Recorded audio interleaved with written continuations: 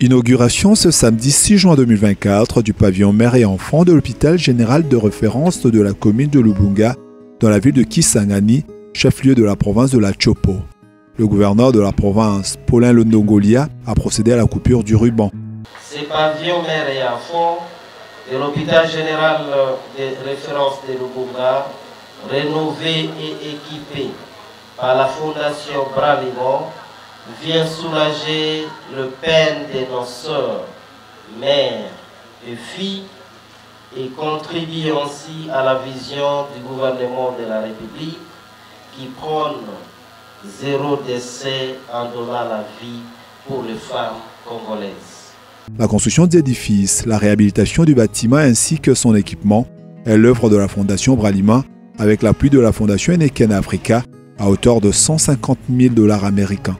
Quant au docteur Jean-Denis Poutela, médecin directeur de l'hôpital de référence, bénéficiaire du projet, la réhabilitation par la fondation Bralima est tout simplement exceptionnelle. Je saisis cette occasion pour rappeler à l'assistance que ce bâtiment a été construit depuis l'époque coloniale et a bénéficié de plusieurs réhabilitations sans jamais revêtir cette nouvelle robe ni être équipé de la manière dont il se présente ce jour.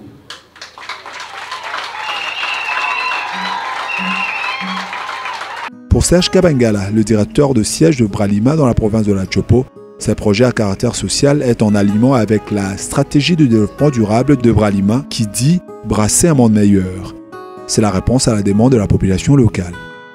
La réhabilitation et l'équipement du pavillon mère et enfants que nous inaugurons ce jour est une réponse à une demande des populations locales pour des soins de santé de qualité.